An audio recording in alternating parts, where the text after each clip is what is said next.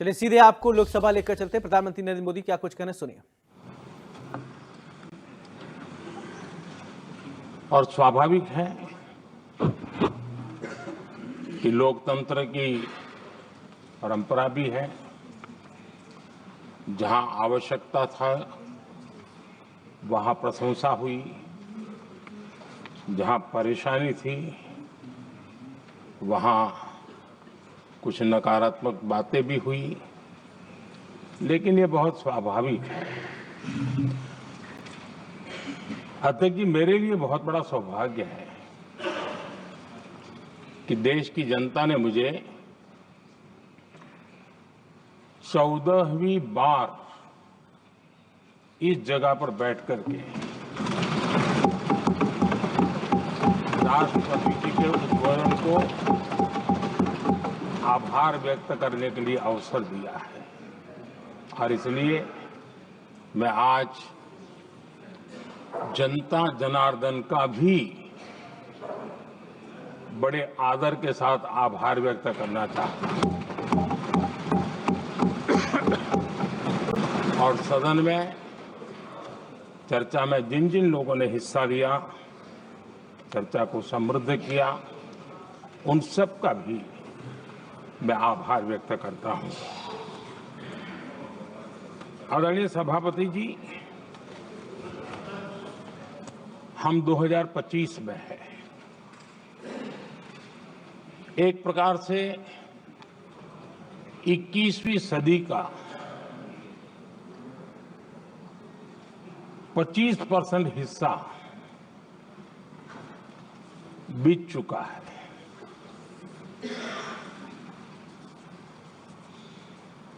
समय तय करेगा 20वीं सदी के आजादी के बाद और 21वीं सदी के प्रथम 25 साल में क्या हुआ, कैसा हुआ।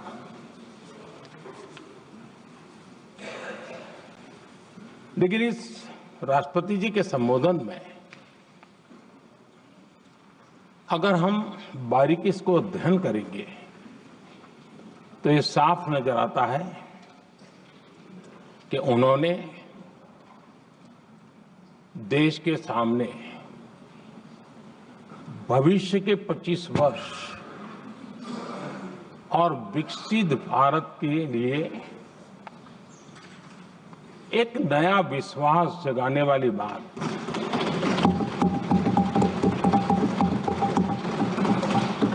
एक प्रकार से आदरणीय राष्ट्रपति जी का ये उद्बोधन विकसित भारत के संकल्प को मजबूती देने वाला है, नया विश्वास पैदा करने वाला है और जन सामान्य को प्रेरित करने वाला है। आदरणीय सभापति जी, सारे अध्ययन बार बार ये कह चुके हैं कि गत 10 वर्ष में देश की जनता ने हमें सेवा करने का मौका दिया। 25 करोड़ देशवासी गरीबी को परास्त करके गरीबी से बाहर निकले।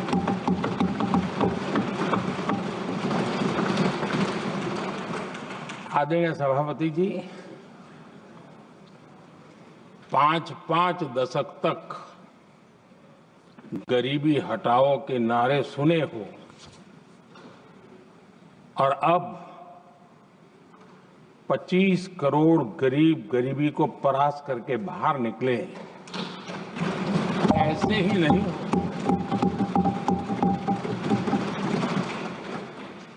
योजनाबद्ध तरीके से, समर्पित भाव से, अपनेपन की पूरी संवेदनशीलता के साथ जब गरीबों के लिए जीवन खपाते हैं ना, तब ये होता है। आदरणीय सभापति जी, जब जमीन से जुड़े लोग जमीन की सच्चाई को जानते हुए जमीन पर जीवन खपाते हैं, तब जमीन पर बदलाव निश्चित होके रहता है।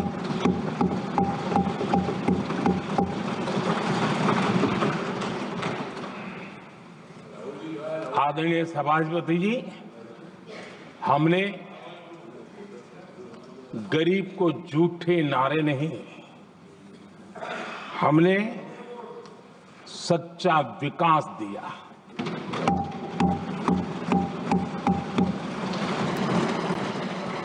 गरीब का दुख, सामान्य मानवी की तकलीफ, मिडिल क्लास के सपने ऐसे ही नहीं समझे जाते हैं। आदरणीय सभापति जी, इसके लिए एक जज्बा चाहिए।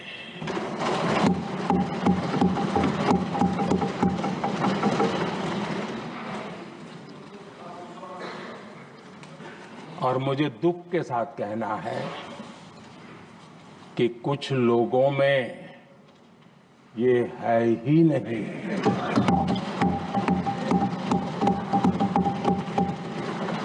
आदरणीय सभापति जी, बारिश के दिनों में कच्ची छत, फुसकी, प्लास्टिक की चादर वाली छत, उससे नीचे जीवन गुजारना कितना मुश्किल होता है। पल पल सपने रौंद दिए जाते हैं, ऐसे पल होते हैं, ये हर कोई नहीं समझ सकता। आदरणीय सभापति जी, अब तक गरीबों को 4 करोड़ घर मिले हैं।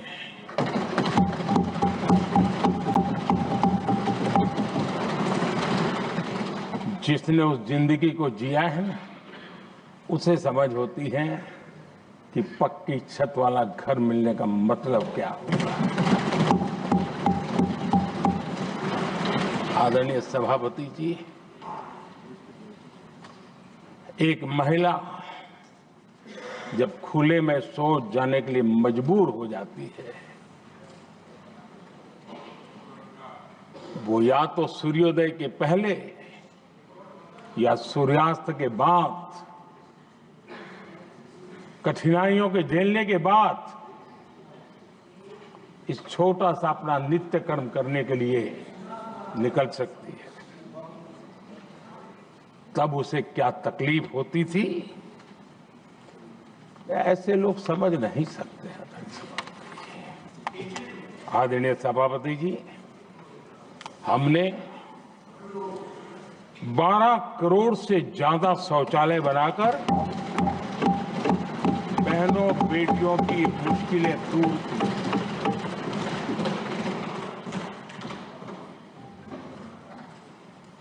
आदरणीय सभापति जी,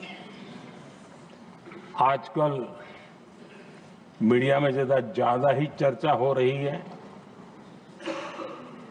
सोशल मीडिया में और अधिक हो रही है। कुछ नेताओं का फोकस घरों में जकूजी पर, स्टाइलिश शावर्स पर, लेकिन हमारा फोकस तो हर घर जल पहुंचाने पर है।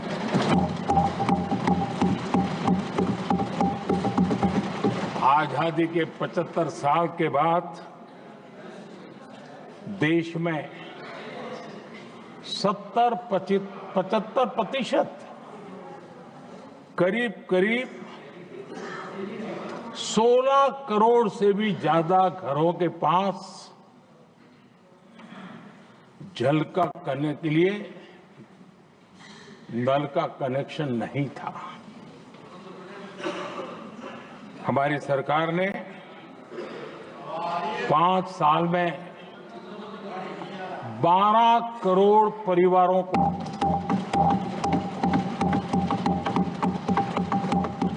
घरों में नल से जल देने का काम किया है और काम तेजी से आगे भी बढ़ रहा है।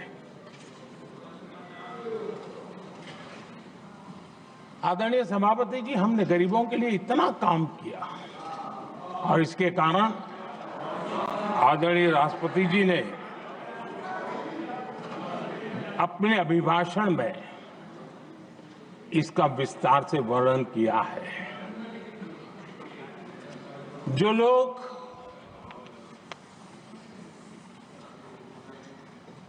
गरीबों की झोपड़ियों में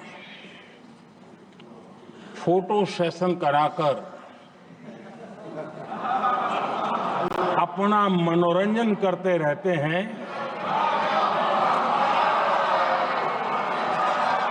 उन्हें संसद में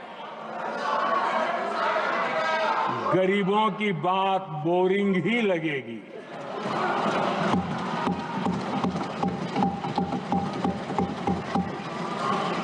आदरणीय सभापति जी, मैं उनका गुस्सा समझ सकता हूं।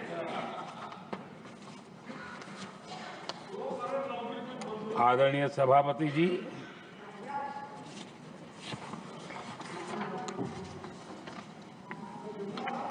समस्या की पहचान करना एक बात है, लेकिन अगर जिम्मेवारी है तो समस्या की पहचान कर करके छूट नहीं सकते। उसके समाधान के लिए समर्पित भाव से प्रयास करना होता है। हमने देखा है और पिछले 10 साल के हमारे काम को देखा होगा और राष्ट्रपति जी के अभिभाषण में भी देखा होगा। हमारा प्रयास समस्या की समाधान का रहता है और हम समर्पित भाव से प्रयास करते हैं। आदरणीय सभापति जी, हमारे देश में एक प्रधानमंत्री हुआ करते थे।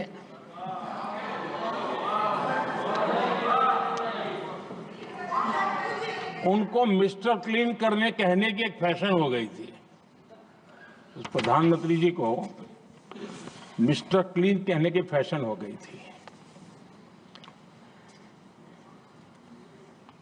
उन्होंने एक समस्या को पहचाना था और उन्होंने कहा था कि दिल्ली से 1 रुपया निकलता है तो गांव में 15 पैसा पहुंचता है। अब उस समय तो पंचायत से लेकर पार्लियामेंट तक एक ही पार्टी का राज था। पंचायत से पार्लियामेंट तक एक ही पार्टी का राज था और उस समय उन्होंने सार्वजनिक रूप से कहा था कि 1 रुपया निकलता है 15 पैसा पहुंचता है। बहुत गजब की हाथ सफाई थी।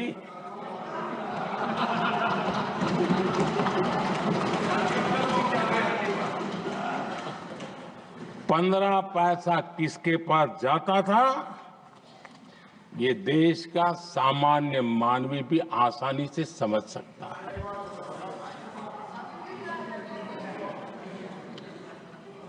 आदरणीय सभापति जी, देश ने हमें अवसर दिया, हमने समाधान खोजने का प्रयास किया। हमारा मॉडल है बचत भी विकास भी। जनता का पैसा जनता के लिए। हमने जनधन,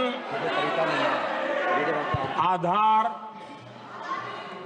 मोबाइल की जेम ट्रिनिटी बनाई और डीबीटी से डायरेक्ट बेनिफिट ट्रांसफर ये देना शुरू किया।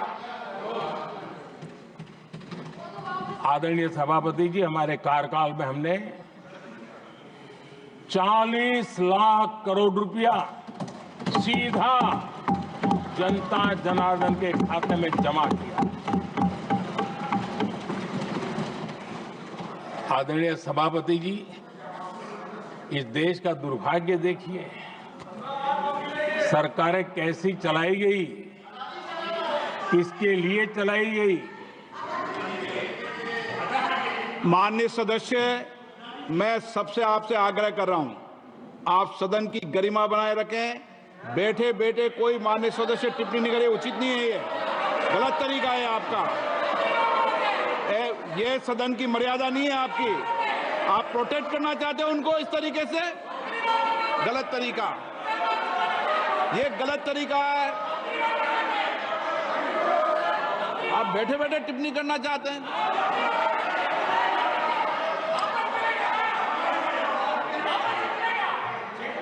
आदरणीय सभापति जी,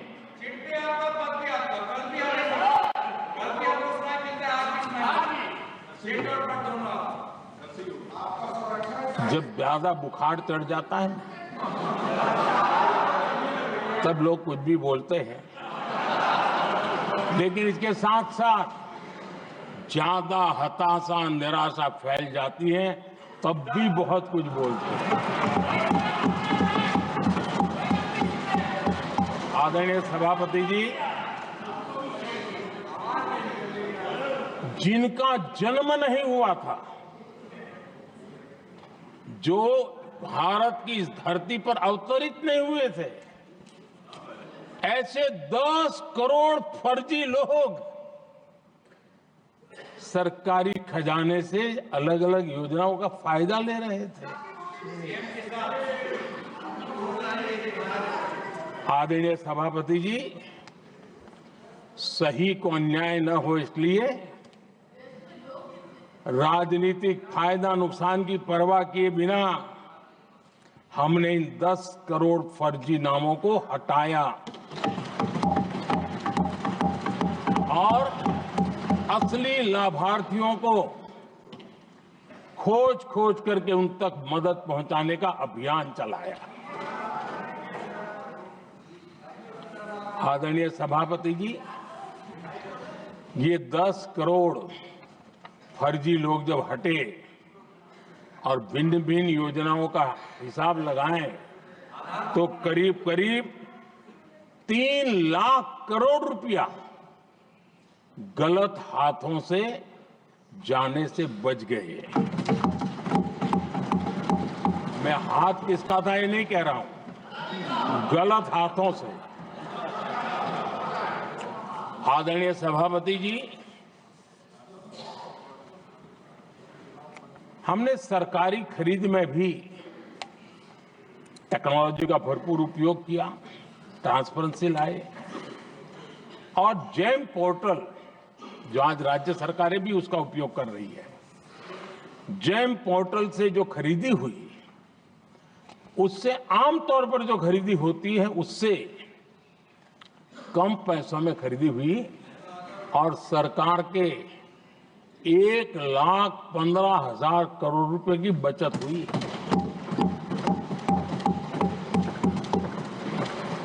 आदरणीय सभापति जी, हमारी स्वच्छता अभियान का बहुत मजाक उड़ाया गया, ऐसा जैसे हमने कोई पाप कर दिया, कोई गलती कर दी, न जाने क्या क्या कहा जाता था। लेकिन आज मुझे संतोष से कहना है कि इन सफाई के कारण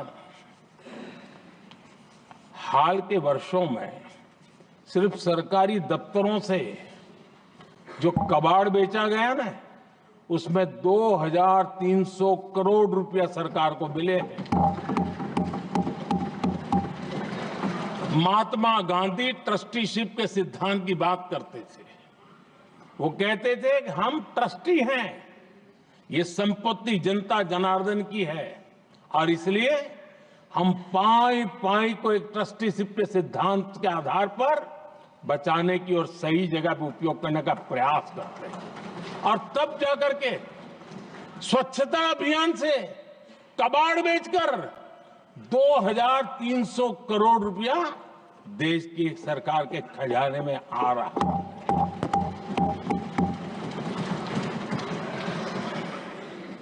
आदरणीय सभापति जी, हमने एक महत्वपूर्ण निर्णय लिया इथेनॉल ब्लेंडिंग का। हम जानते हैं हम एनर्जी इंडिपेंडेंट नहीं है, हमें बाहर से लाना पड़ता है। जब इथेनॉल ब्लेंडिंग किया और हमारे पेट्रोल डीजल की आय कम हुई, उस एक निर्णय से 1 लाख करोड़ रुपए का फर्क पड़ा है। और ये पैसे करीब करीब 1 लाख करोड़ रुपया किसानों की जेब में गया है। आदरणीय सभापति जी, मैं बचत की तो बात कर रहा हूं, लेकिन पहले अखबारों की हेडलाइन हुआ करती थी, इतने लाख के घोटाले, इतने लाख के घोटाले, इतने लाख के घोटाले। 10 साल हो गए, ये घोटाले न कर करके, घोटाले न होने से भी देश के लाखों करोड़ रुपए बचे हैं जो जनता जनार्दन की सेवा में लगे हैं। आदरणीय सभापति जी, हमने ये जो अलग अलग कदम उठाए, उससे लाखों करोड़ रुपए की बचत हुई, लेकिन उन पैसों का उपयोग हमने शीश महल बनाने के लिए नहीं किया।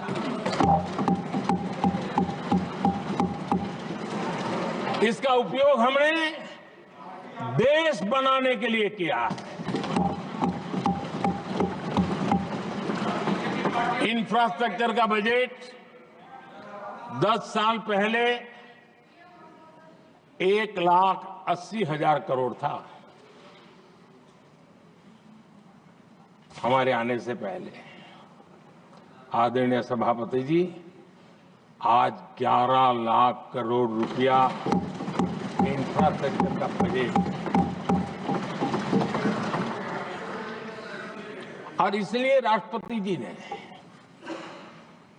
भारत की नींव कैसी मजबूत हो रही है, इसका वर्णन इसमें किया है। रोड हो, हाईवे हो, रेलवे हो, ग्राम सड़क हो, इन सभी कामों के लिए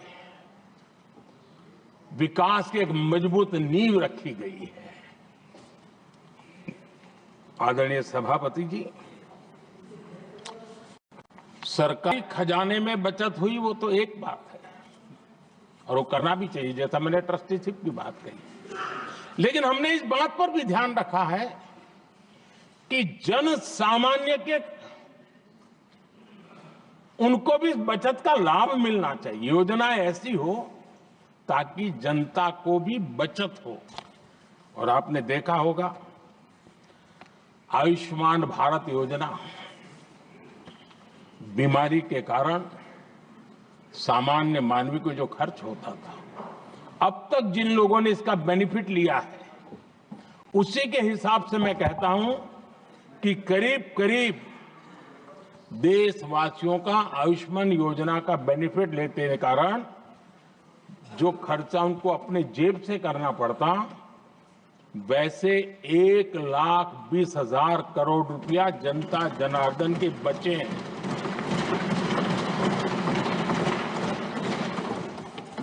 ये आवश्यक है कि अब जैसे जन औषधि केंद्र, आज मध्यम वर्ग के परिवार में 60-70 साल उम्र के परिवार के स्वजन हो तो स्वाभाविक है कोई न कोई बीमारी आ ही जाती है। दवाई का खर्चा भी होता है, दवाएं महंगी भी होती हैं। हमने जब से जन औषधि केंद्र खोले हैं, जिसमें 80% डिस्काउंट होता है, और उसके कारण जिन परिवारों ने इन जन औषधि केंद्रों से दवाइयां ली हैं, उनके करीब करीब 30,000 करोड़ रुपए दवाई को खर्चा बचा है।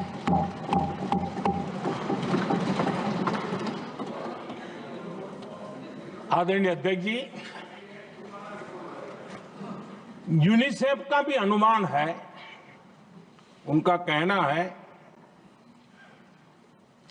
कि जिसके घर में स्वच्छता और टॉयलेट बना, उन्होंने इसका बड़ा सर्वे किया था, उस परिवार को करीब करीब साल भर में 70,000 रुपए की बचत हुई है। स्वच्छता अभियान कहो, टॉयलेट बनाने का काम कहो, शुद्ध जल पहुंचाने का काम करो, कितना बड़ा फायदा हमारे सामान्य परिवार को हो रहा है। आदरणीय अध्यक्ष जी, नल से जल, मैंने प्रारंभ में उसका उल्लेख किया। WHO की एक रिपोर्ट आई है। WHO का कहना है कि नल से जल शुद्ध पानी मिलने के कारण उन परिवारों में जो अन्य बीमारियों के खर्चे होते थे, औसत 40,000 रुपया परिवार का बचा है।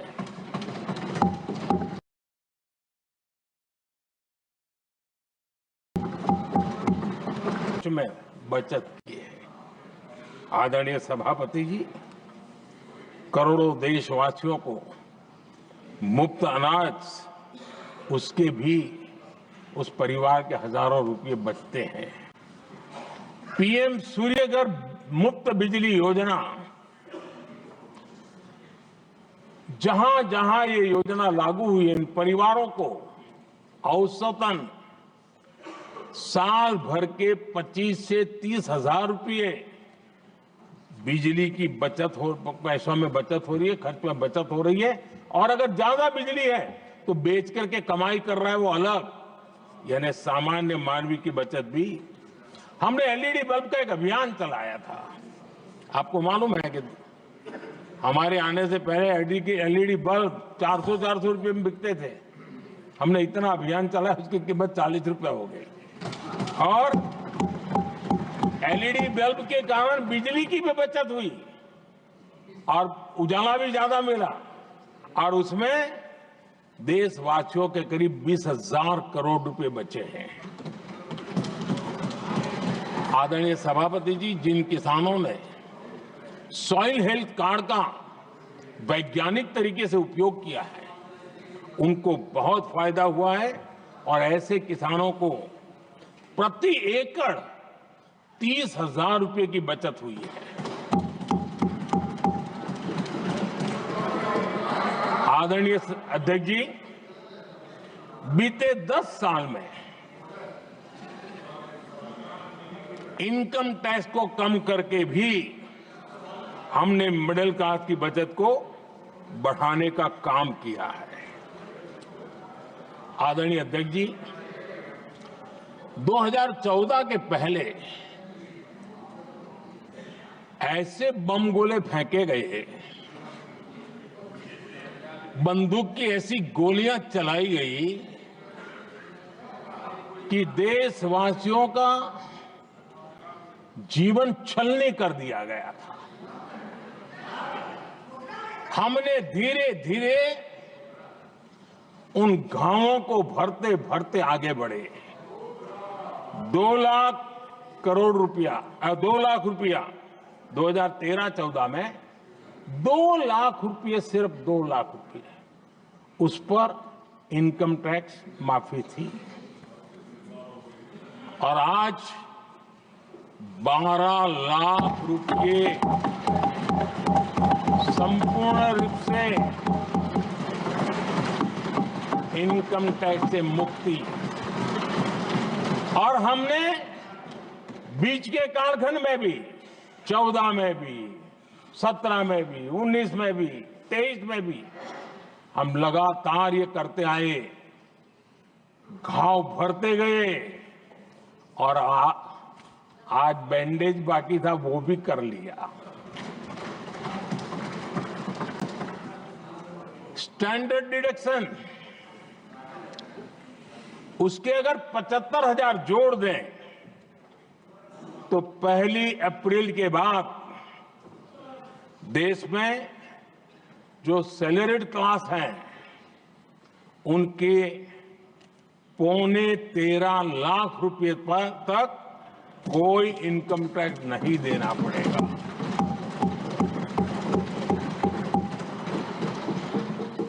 आदरणीय सभापति जी,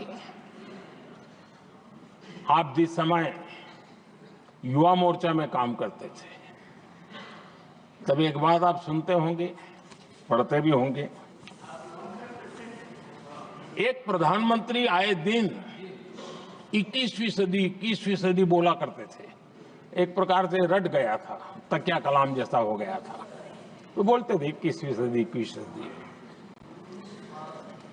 जब इतनी बार बोला जाता था तो उस समय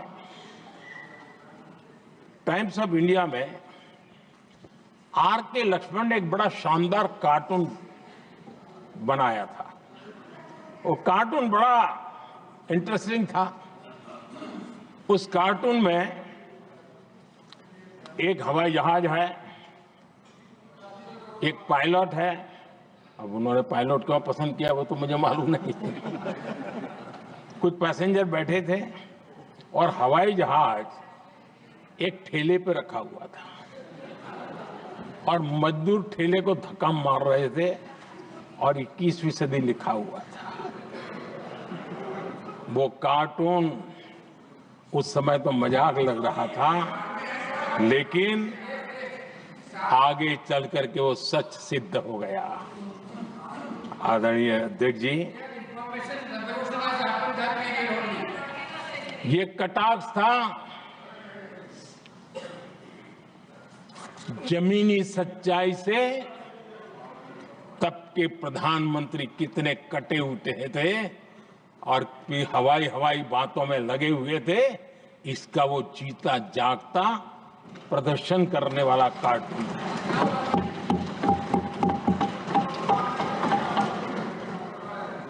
आदरणीय अध्यक्ष जी, जिन्होंने तब 21वीं सदी की बातें की थी, वो 20वीं सदी की जरूरतों को भी पूरा कर नहीं पाए थे। आदरणीय अध्यक्ष जी, आज जब मैं देखता हूं, पिछले 10 साल से सरगर्मियों को बारीकी से देखने का अवसर मिला है, तो मुझे बड़ा दर्द होता है। हम 40-50 साल लेट हैं, जो काम 40-50 साल पहले हो जाने चाहिए थे। और इसलिए ये साल जब 2014 से देश की जनता ने हमको सेवा का अवसर दिया, हमने ज्यादा से ज्यादा युवाओं पर फोकस किया। हमें युवाओं की आकांक्षाओं पर बल दिया। हमने युवाओं के लिए ज्यादा अवसर बनाए। हमने कई क्षेत्रों को खोल दिया और जिसके कारण हम देख रहे हैं देश के युवा अपने सामर्थ्य का परचम लहरा रहे हैं। देश में हमने स्पेस सेक्टर को खोल दिया, डिफेंस सेक्टर को खोला, सेमीकंडक्टर मिशन लेकर के आए, इनोवेशन को बढ़ावा देने के लिए अनेक नई योजनाओं को हमने आकार दिया। स्टार्टअप इंडिया इकोसिस्टम पूरा डेवलप किया और इस बजट में भी आदरणीय अध्यक्ष जी एक बहुत महत्वपूर्ण निर्णय हुआ है। 12 लाख कि आय पर इनकम टैक्स की माफी ये समाचार इतना बड़ा बन गया कि बहुत सी महत्वपूर्ण चीजों पर अभी भी कुछ लोगों का ध्यान नहीं गया है।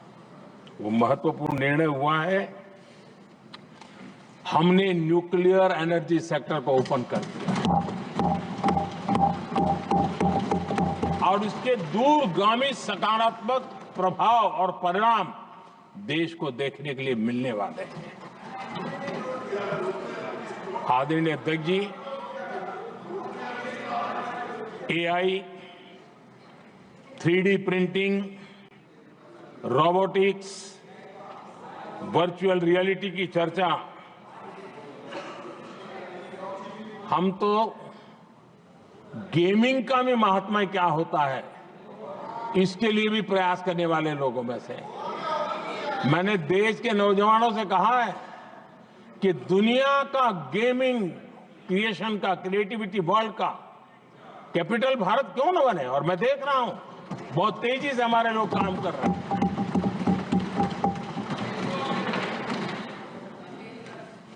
कुछ लोगों को अब जब एआई की बात होती है, कुछ लोगों को अब ये शब्द फैशन में है तो बोला जाता है, लेकिन मेरे लिए सिंगल एआई नहीं है, डबल एआई।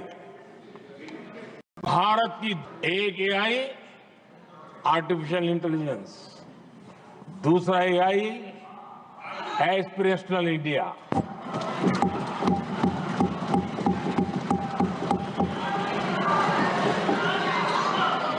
हमने स्कूलों में 10,000 टिंकरिंग लैब्स शुरू किए और आज उन टिंकरिंग लैब से निकले बच्चे रोबोटिक्स बना करके लोगों को चकित कर रहे हैं।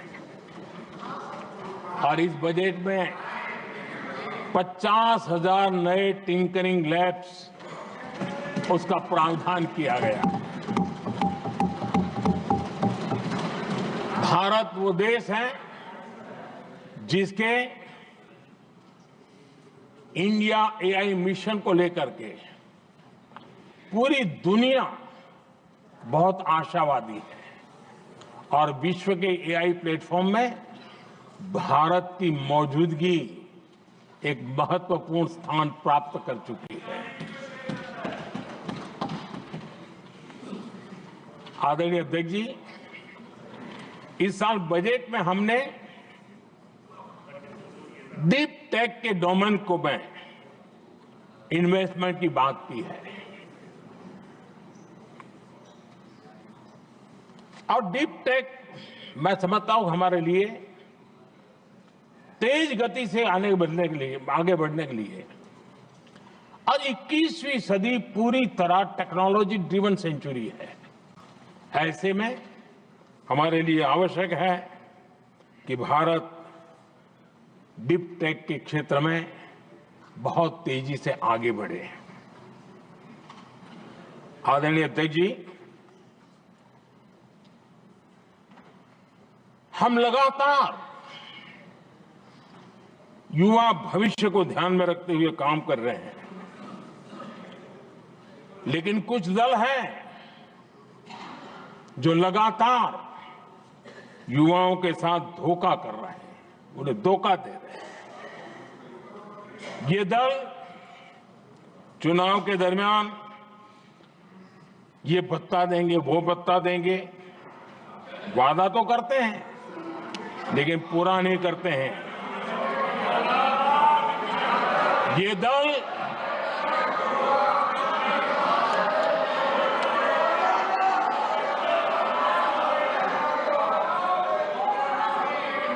प्लीज माननीय सदस्य गरिमा प्रतिष्ठा बनाए रखें। भारत की संसद में आप प्लीज बैठे बैठे टिप्पणी नहीं करें और नए माननीय सदस्य बैठे बैठे टिप्पणी कर रहे हैं। आदरणीय अध्यक्ष जी, ये दल युवाओं के भविष्य पर आपदा बनकर गिरे हुए हैं।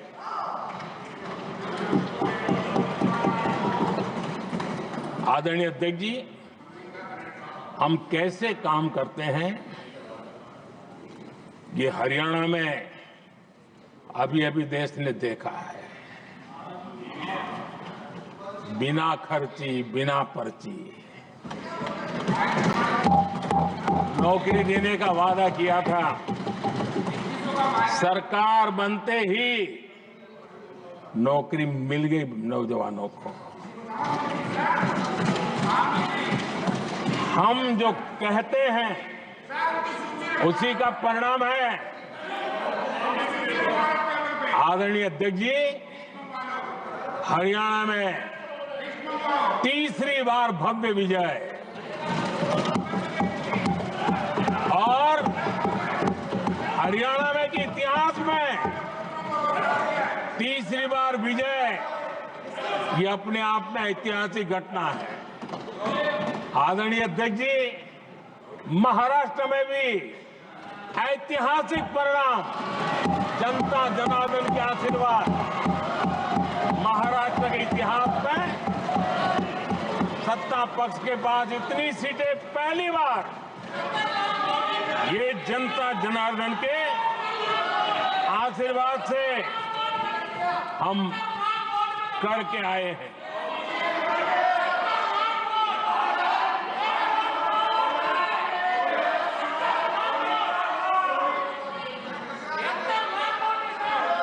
कुछ समझते हैं आदरणीय चीजों को? अध्यक्ष जी, कल जवाब दिया था ना आपको। चलिए। आदरणीय राष्ट्रपति जी ने अपने अभिभाषण में हमारे संविधान के 75 वर्ष होने पर भी विस्तार से चर्चा की है। आदरणीय अध्यक्ष जी, संविधान में जो धाराएं हैं उसके साथ साथ संविधान का एक स्पिरिट भी है और संविधान को मजबूती देने के लिए संविधान की भावना को जीना पड़ता है। और मैं आज उदाहरणों के साथ बताना चाहता हूं। हम वो लोग हैं जो संविधान को जीते हैं।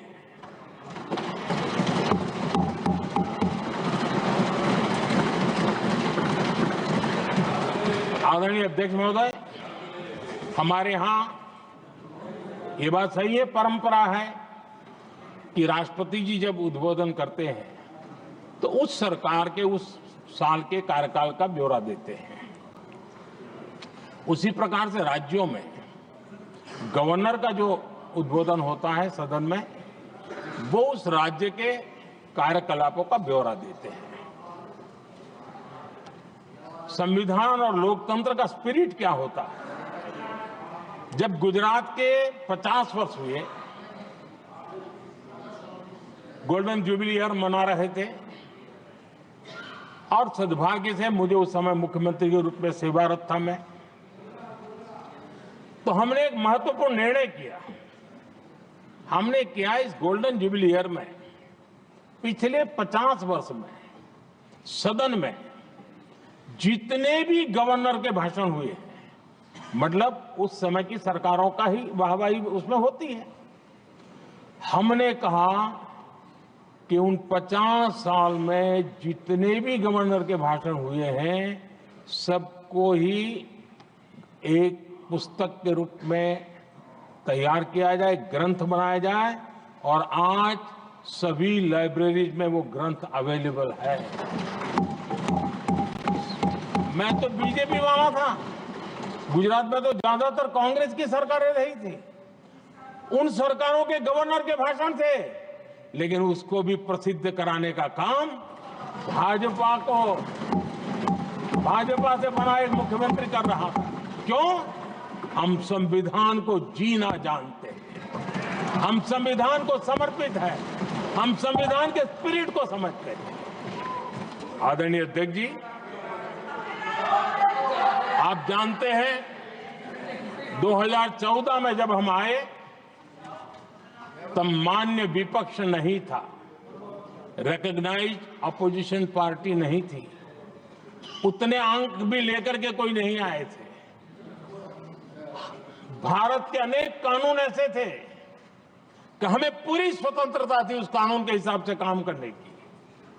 अनेक कमेटियां ऐसी थी जिसमें लिखा था लीडर्स ऑफ अपोजिशन उसमें आएंगे, लेकिन अपोजिशन था ही नहीं, रिकॉग्नाइज्ड अपोजिशन नहीं था। ये हमारा संविधान जीने का स्वभाव था, ये हमारा संविधान का स्पिरिट था, ये हमारी लोकतंत्र की मर्यादाओं का पालन करने का इरादा था। हमने तय किया कि भले मान्य विपक्ष नहीं होगा, रिकॉग्नाइज्ड अपोजिशन नहीं होगा, लेकिन जो सबसे बड़े दल का सब नेता है उसको मीटिंगों में बुलाएंगे। ये लोकतंत्र का स्पिरिट होता है, तब होता है।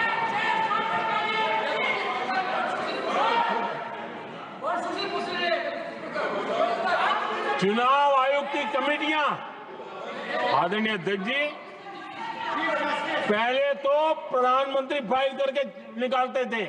ये हम हैं जिसने अपोजिशन के लीडर को भी उस कमेटी में बिठाया है।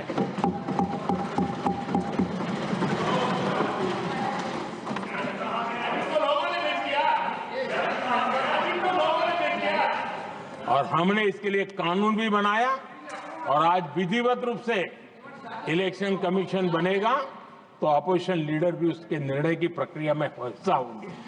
ये काम हम करते हैं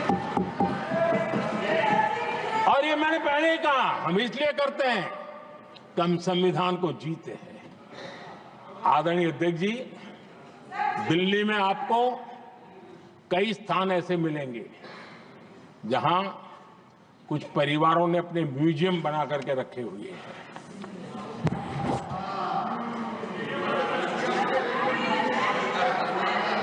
जनता जनार्दन के पैसों से काम हो रहा है। लोकतंत्र का स्पिरिट क्या होता है, संविधान को जीना किसको कहते हैं। हमने पीएम म्यूजियम बनाया और देश के पहले से लेकर के मेरे पूर्व तक के सभी प्रधानमंत्रियों के जीवन को और उनके कार्य को उस पीएम म्यूजियम बनाया गया है। और मैं तो चाहूंगा कि पीएम म्यूजियम में जो जो महापुरुष हैं उनके परिवारजनों ने समय निकाल करके उस म्यूजियम को देखना चाहिए और उसमें कुछ जोड़ने के लगता है तो सरकार का ध्यान आकर्षित करना चाहिए ताकि वो म्यूजियम समृद्ध हो और देश के बालकों को प्रेरणा।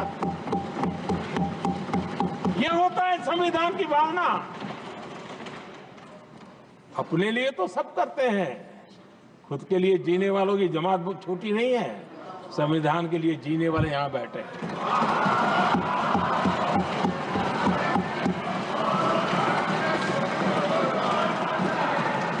आदरणीय अध्यक्ष जी, जब सत्ता सेवा बन जाए तो राष्ट्र निर्माण होता है। जब सत्ता को विरासत बना दिया जाए तब लोकतंत्र खत्म हो जाता है।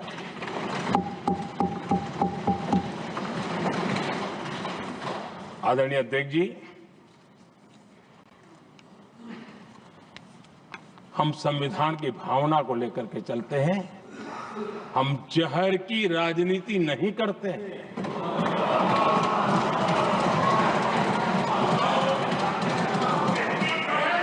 हम देश की एकता को सर्वोपरि रखते हैं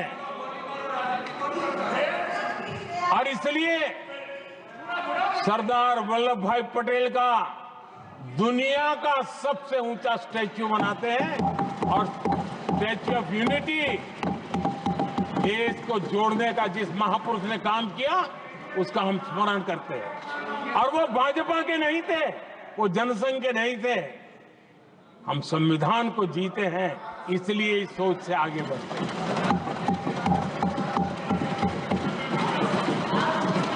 आदरणीय अध्यक्ष जी, ये देश का दुर्भाग्य है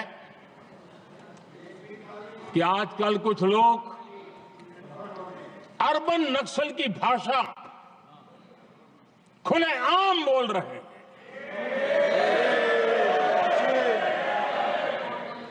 और अर्बन नक्सल जिन बातों को बोलते हैं, इंडियन स्टेट के सामने मोर्चा लेना,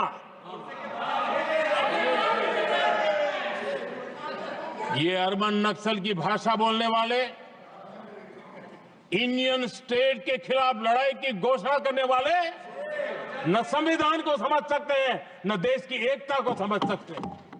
हमारी सोच कैसी है? एनडीए के साथी मिलकर के किस दिशा में सोचते हैं?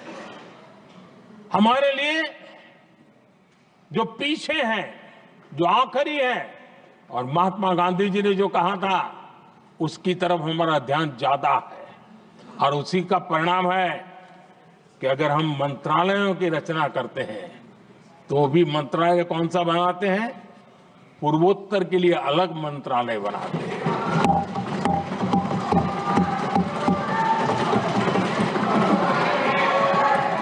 हम देश में इतने साल हो गए, अटल जी आए तब तक किसी को समझ नहीं आया था। भाषण तो देते रहते हैं। आदिवासियों के लिए अलग मंत्रालय एनडीए ने बनाया। आदरणीय अध्यक्ष जी, हमारे दक्षिण के राज्य समुद्री तट से जुड़े हैं। हमारे पूर्व के कई राज्य समुद्री तट से जुड़े हैं। वहां के समाज में फिशरीज का काम और फिशरमैन की संख्या बहुत बड़ी तादाद में है। उनका भी ख्याल रखना चाहिए। और जमीन के भीतर के छोटे पानी के जो इलाके रहते हैं, वहां भी फिशरमैन के रूप में काम करने वाले समाज के आखिरी तबके के लोग हैं। ये हमारी सरकार है जिन्हें फिशरीज के लिए अलग मंत्रालय बनाया।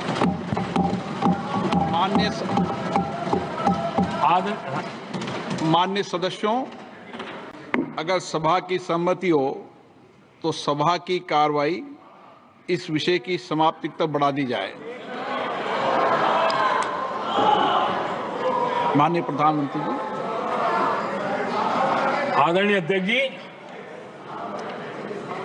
समाज के दबे कुचले वंचित लोग, इनके अंदर एक सामर्थ्य होता है। अगर स्किल डेवलपमेंट पर बल दिया जाए तो उनके लिए नए अवसर बन सकते हैं, उनकी आशा आकांक्षा के अनुरूप जिंदगी बना सकते हैं। और इसलिए हमने अलग स्किल मंत्रालय बनाया। आदरणीय अध्यक्ष जी, देश में लोकतंत्र का पहला धर्म होता है कि हम सत्ता को सामान्य से सामान्य नागरिक तक उसका अवसर मिले। और इस बात को ध्यान में रखते हुए भारत के कोऑपरेटिव सेक्टर को और समृद्ध बनाने के लिए और तंदुरुस्त बनाने के लिए देश के करोड़ों लोगों को जोड़ने का उसमें अवसर है। अनेक क्षेत्रों में कोऑपरेटिव मूवमेंट को बढ़ाया जा सकता है और उसको ध्यान में रखते हुए हमने अलग कोऑपरेटिव मंत्रालय बनाया। विजन क्या होता है ये यहां पता चलता है। आदरणीय अध्यक्ष जी, जाति की बातें करना कुछ लोगों के लिए फैशन बन गई है। पिछले 30 साल से सदन में आने वाले ओबीसी समाज के सांसद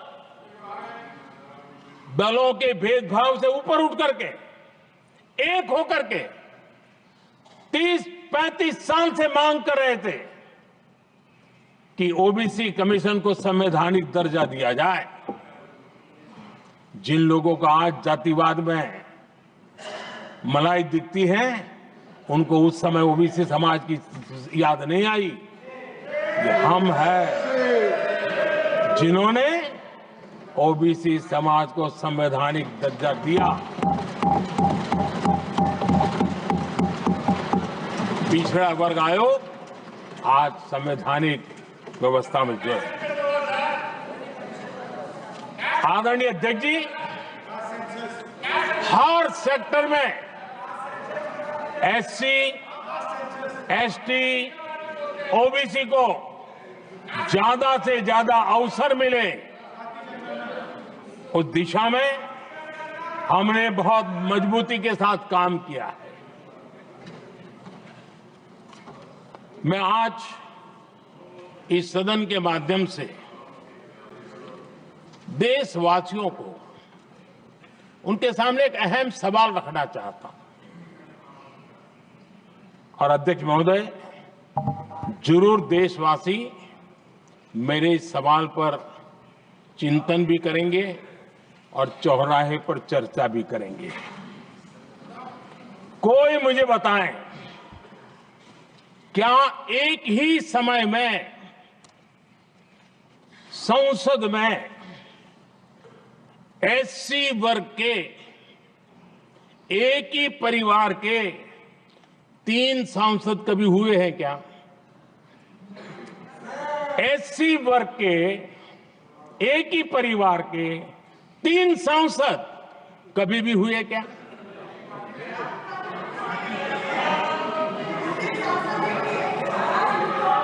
मैं दूसरा सवाल पूछता हूं, कोई मुझे बताए कि एक ही कालखंड में, एक ही समय में संसद में एसटी वर्ग के एक ही परिवार के 3 एमपी हुए हैं क्या?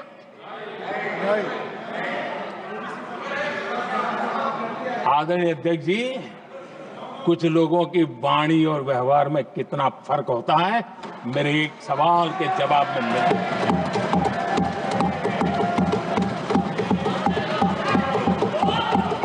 जमीन आसमान का अंतर होता है, रात दिन का अंतर होता है।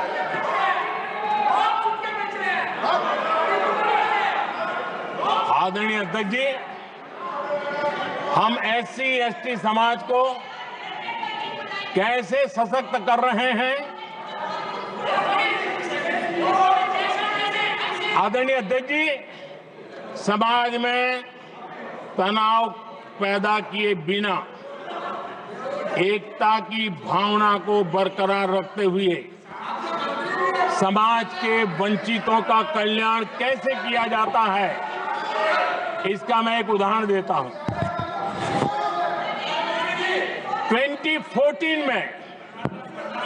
2014 में 2014 से पहले हमारे देश में मेडिकल कॉलेजों की संख्या 387 थी। 2014 के पहले मेडिकल कॉलेज की संख्या 387 थी।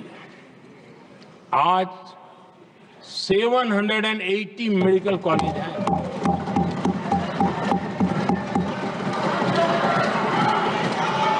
अब मेडिकल कॉलेज बड़े हैं तो सीटें भी बढ़ी हैं। ये बहुत महत्वपूर्ण एंगल है आदरणीय अध्यक्ष जी, और इसलिए कॉलेजें बड़ी हैं, सीटें भी बड़ी हैं।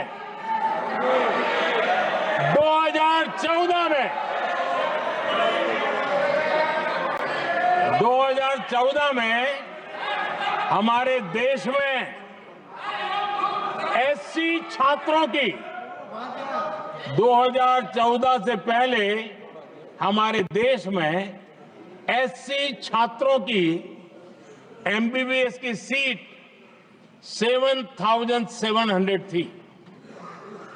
हमारे आने से पहले दलित समाज के हमारे 7,700 युवा डॉक्टर बनने की संभावना थी।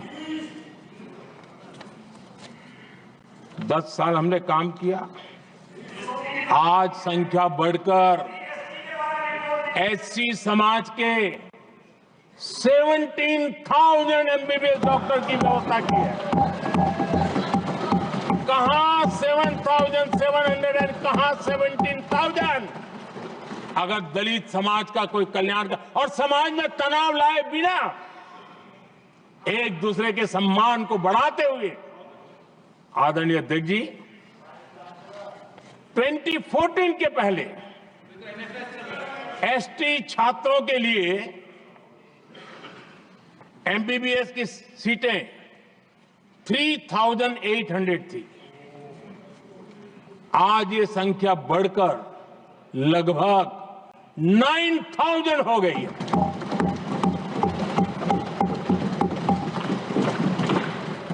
(2014) के पहले ओबीसी के छात्रों के लिए एमबीबीएस में 14,000 से भी कम, 14,000 से भी कम सीटें थी। आज इनकी संख्या लगभग 32,000 हो गई है। ओबीसी समाज के 32,000 एमबीबीएस डॉक्टर बनेंगे। आदरणीय अध्यक्ष महोदय, पिछले 10 साल में हर सप्ताह एक नई यूनिवर्सिटी बनी है।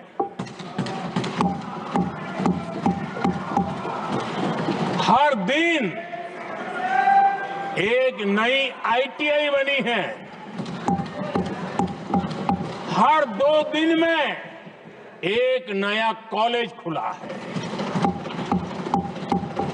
सोचिए, एससी, एसटी, ओबीसी हमारे युवा युवतियों के लिए कितनी वृद्धि हुई है, इसका आप अंदाज लगा सकते हैं।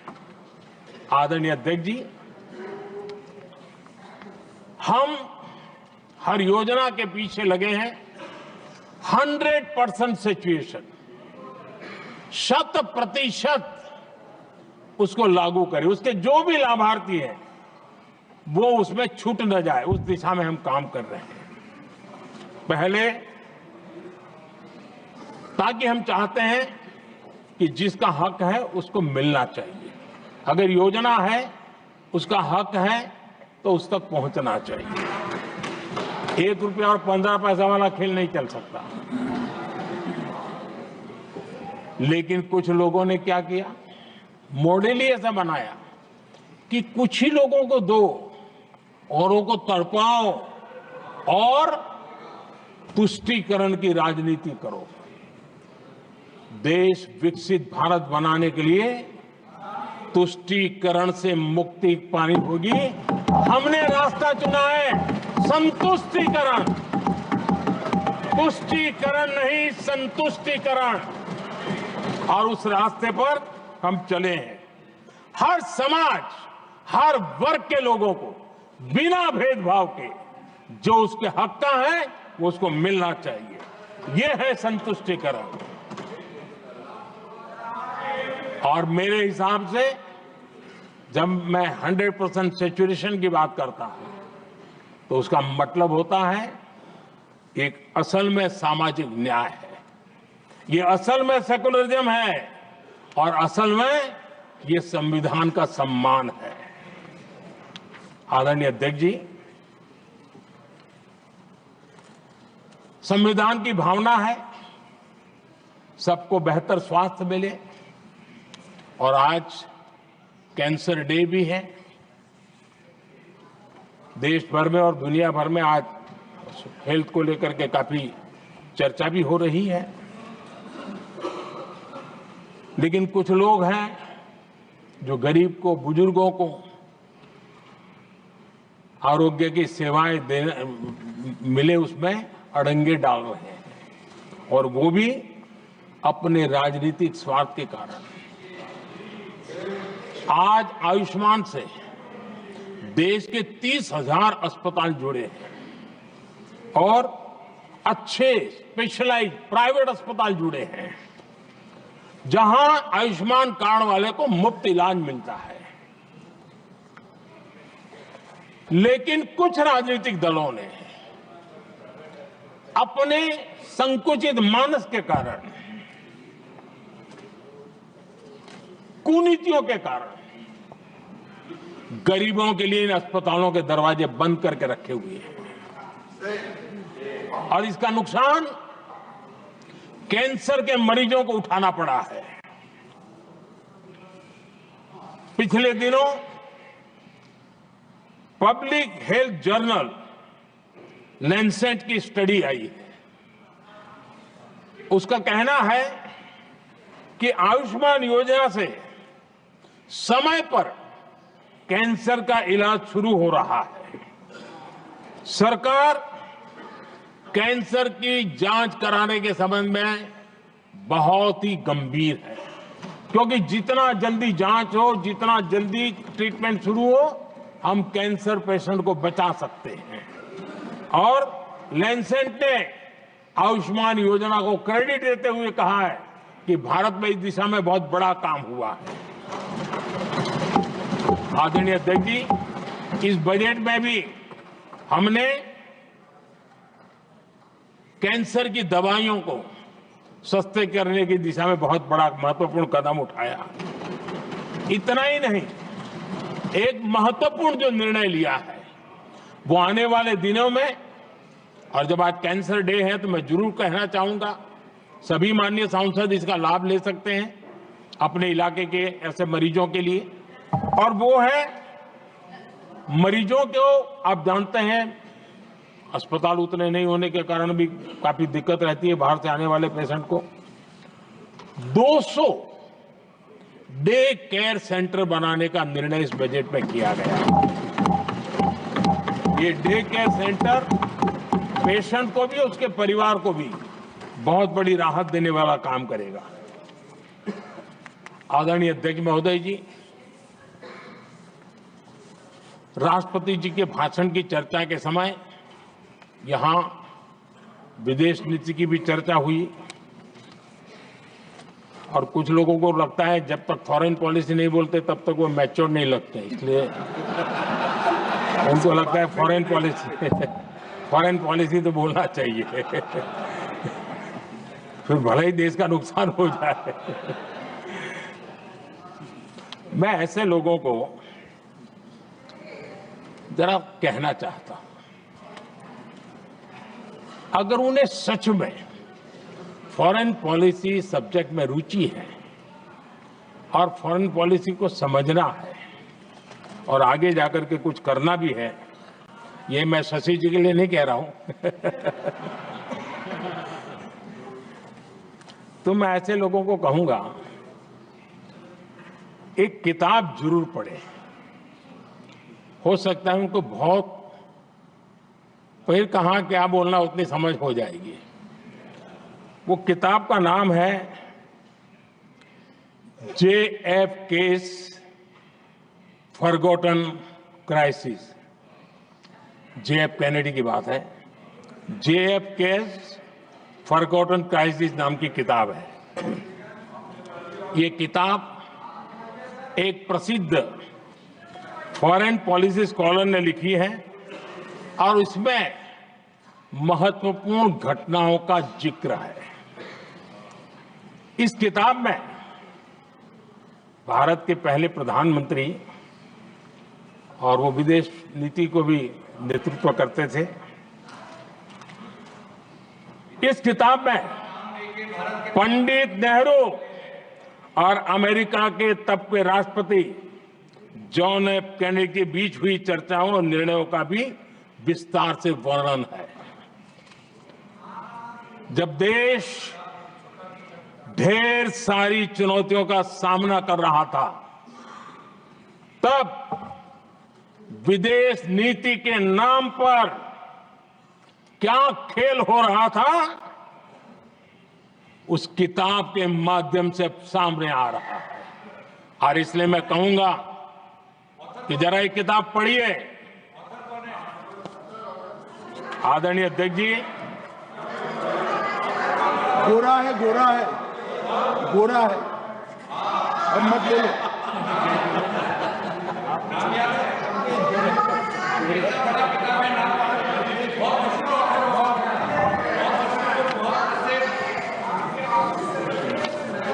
आदरणीय अध्यक्ष जी, राष्ट्रपति जी के अभिभाषण के बाद एक महिला राष्ट्रपति जी एक गरीब परिवार की बेटी, उनका सम्मान न कर सके, आपकी मर्जी, लेकिन क्या क्या कहकर उनको अपमानित किया जा रहा है।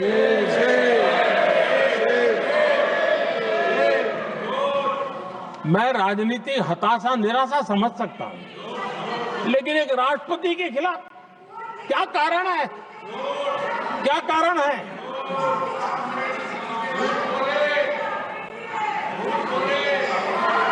आदरणीय अध्यक्ष जी, आज भारत इस प्रकार की विकृत मानसिकता को छोड़ करके, उस सोच को छोड़ करके विमेन लेड डेवलपमेंट के मंत्र को लेकर के आगे बढ़ रहा है।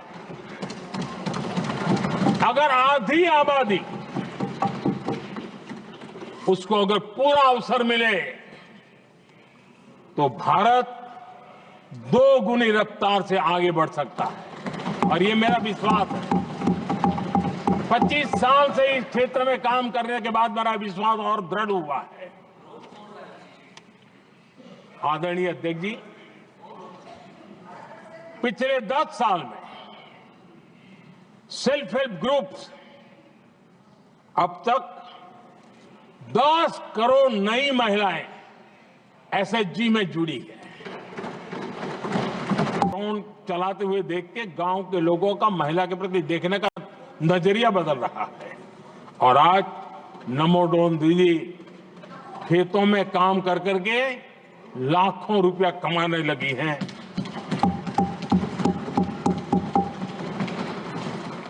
मुद्रा योजना भी नारी शक्ति के लिए उसके सशक्तिकरण की बहुत बड़ी भूमिका अदा कर रहा है।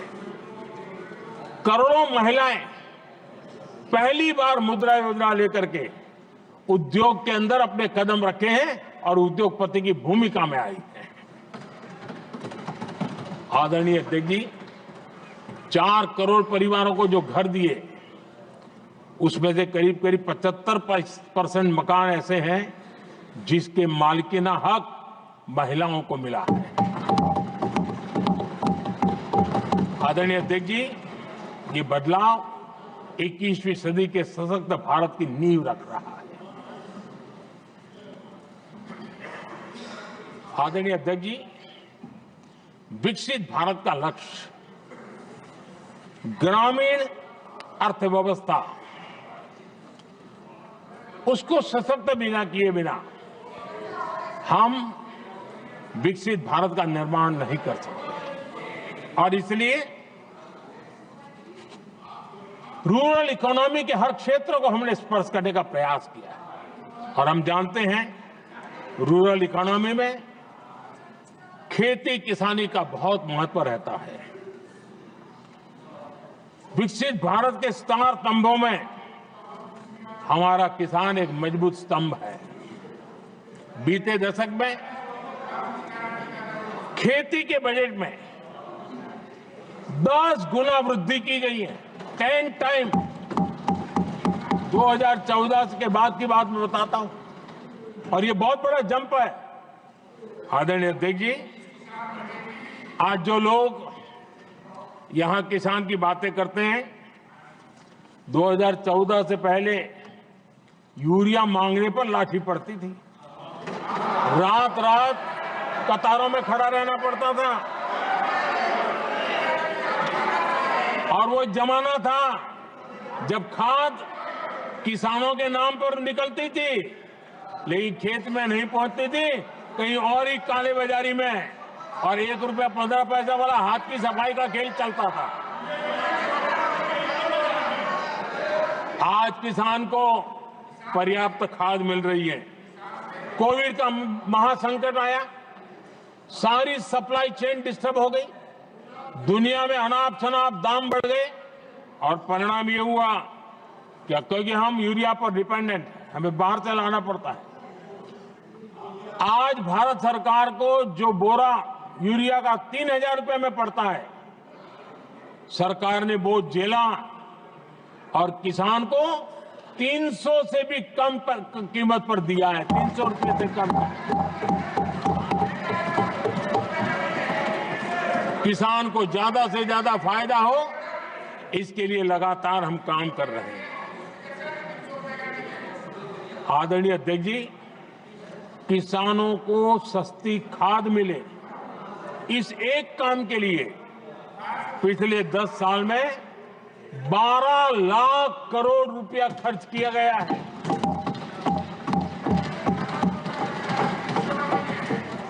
पीएम किसान सम्मान निधि, उसे करीब 3.5 लाख करोड़ रुपए डायरेक्ट किसान के खाते में पहुंचे हैं। हमने रिकॉर्ड एमएसपी भी बढ़ाया और पहले की तुलना में बीते दशक में 3 गुना अधिक हमने खरीदी की है।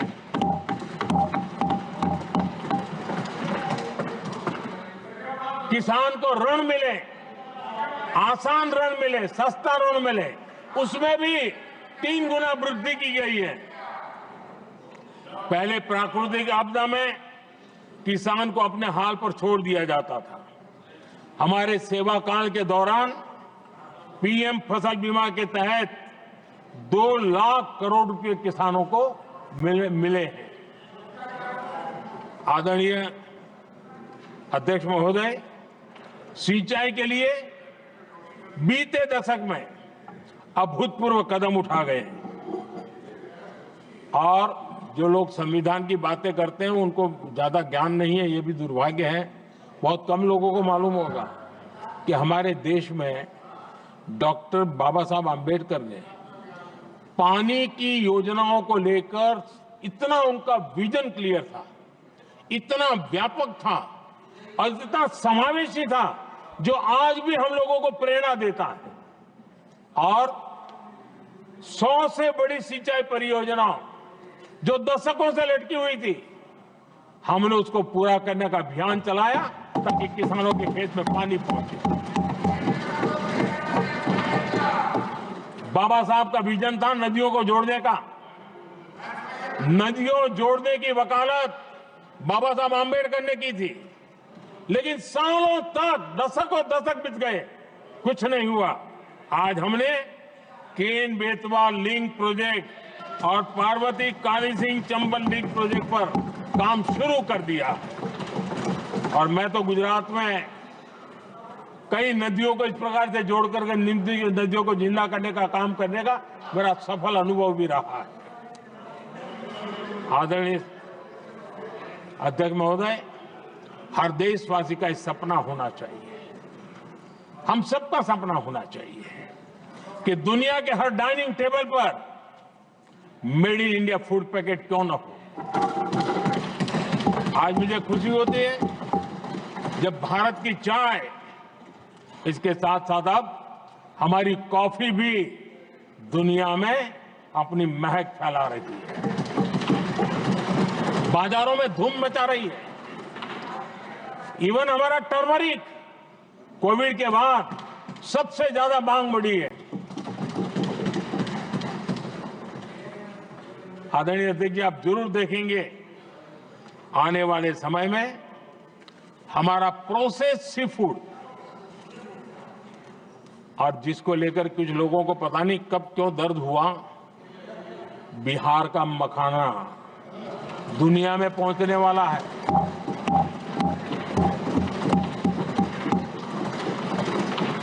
हमारा मोटा अनाज यानी श्री अन्न, ये भी दुनिया के बाजारों में भारत की शान बढ़ाएगा। आदरणीय अध्यक्ष महोदय, विकसित भारत के लिए फ्यूचर रेडी शहर वो भी बहुत जरूरी है। हमारा देश बहुत तेजी से अर्बनाइजेशन की ओर बढ़ रहा है और इसे चुनौती और संकट नहीं मानना चाहिए, इसे अवसर मानना चाहिए और हमने उस दिशा में काम आगे करना चाहिए। इंफ्रास्ट्रक्चर का विस्तार अवसरों का प्रसार होता है। जहां कनेक्टिविटी बढ़ती है वहां संभावनाएं भी बढ़ती हैं। दिल्ली यूपी को जोड़ने वाली पहली नमो रेल उसका लोकार्पण था और मुझे भी उसमें यात्रा करने का अवसर मिला। ऐसी कनेक्टिविटी, ऐसा इंफ्रास्ट्रक्चर भारत के सभी प्रमुख शहरों को पहुंचे, ये हमारी आने वाले दिनों की जरूरत है और हमारी दिशा है।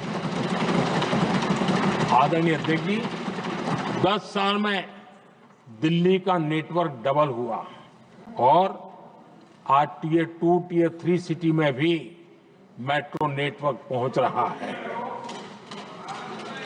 आज हम सभी गर्व कर सकते हैं, आज भारत का मेट्रो नेटवर्क 1000 किलोमीटर पार कर गया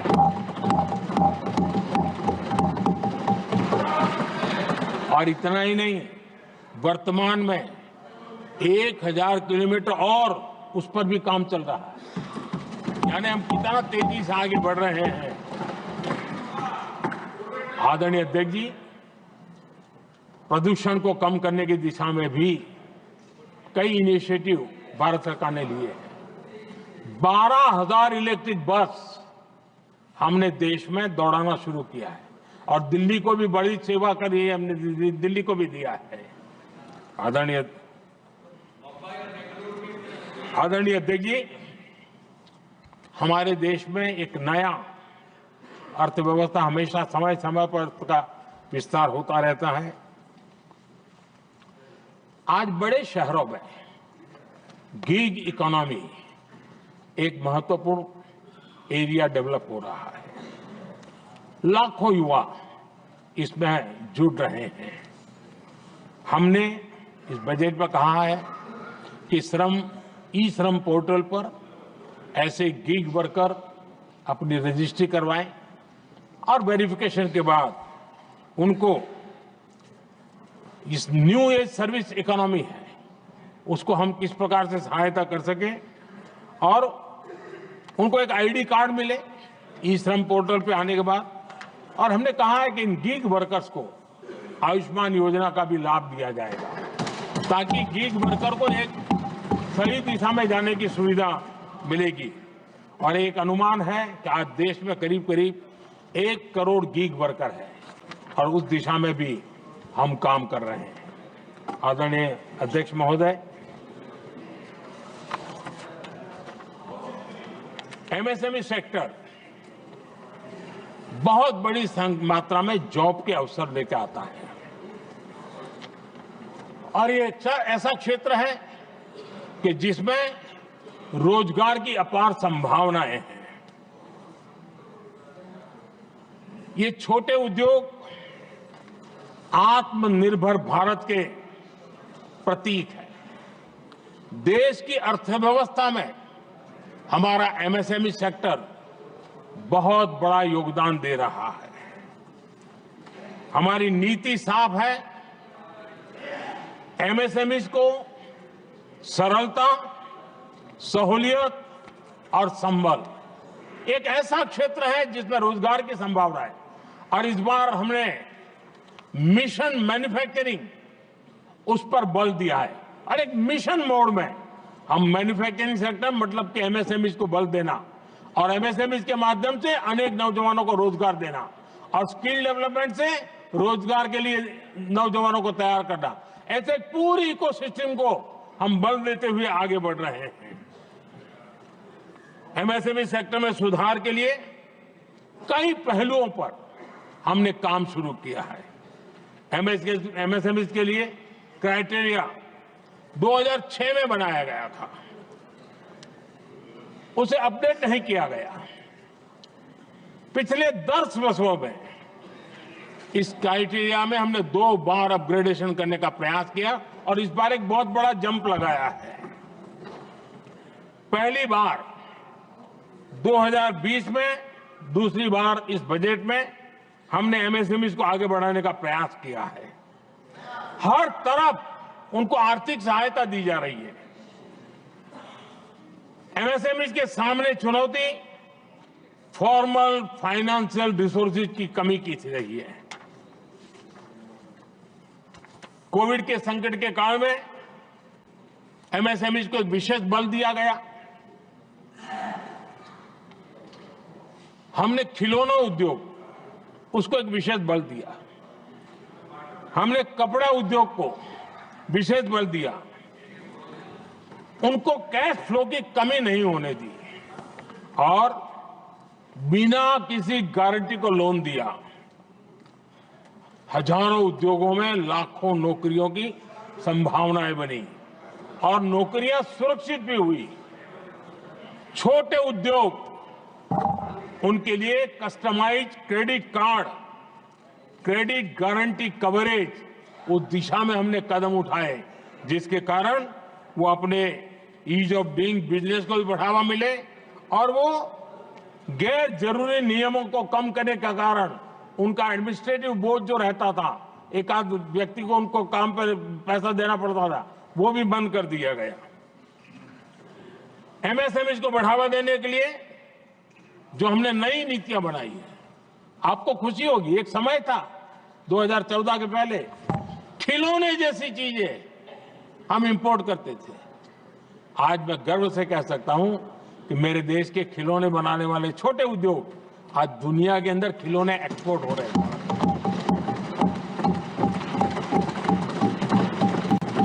और आयात में बहुत बड़ी गिरावट आई है। निर्यात में करीब 239% वृद्धि हुई है। एमएसएमई के जरिए संचालित ऐसे कई सेक्टर्स हैं जो दुनिया भर में अपनी पहचान बना रहे हैं।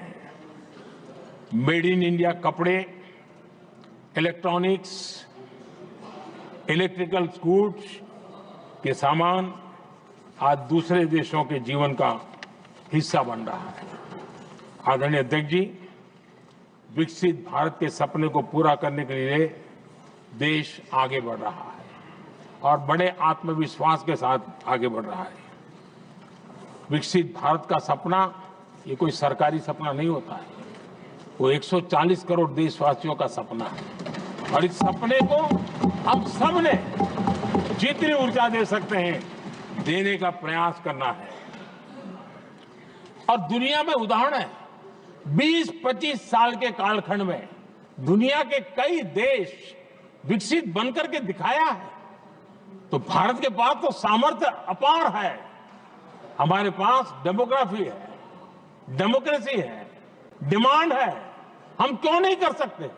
इस विश्वास के साथ हमें आगे बढ़ना है और हम भी 2047 जब देश आजाद होगा, तब आजादी के 100 साल होंगे जब, तब हम विकसित भारत बन के रहेंगे। ये सपने लेकर के चलना चाहिए। और आदरणीय अध्यक्ष जी, मैं विश्वास से कहता हूं हमें और बड़े लक्ष्य पार करने और हम करके रहेंगे। और माननीय अध्यक्ष जी, ये तो अभी हमारी तीसरी ही टर्म है।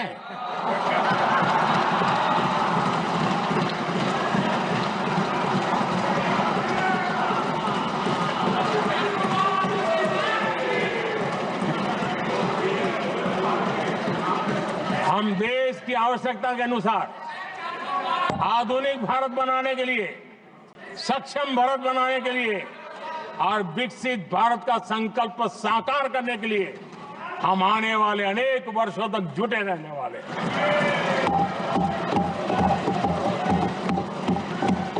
आदरणीय अध्यक्ष जी, मैं सभी दलों से आग्रह करता हूं, सभी नेताओं से आग्रह करता हूं, देशवासियों से आग्रह करता हूं, अपनी अपनी राजनीतिक विचारधाराएं होंगी, अपने अपने राजनीतिक कार्यक्रम होंगे, लेकिन देश से बड़ा कुछ नहीं हो सकता है। हम सबके लिए देश सर्वोपरि है और हम मिलकर के विकसित भारत के सपने को, अपना 140 करोड़ देशवासियों का सपना भी अपना सपना, इस सपने को लेकर के चल पड़े।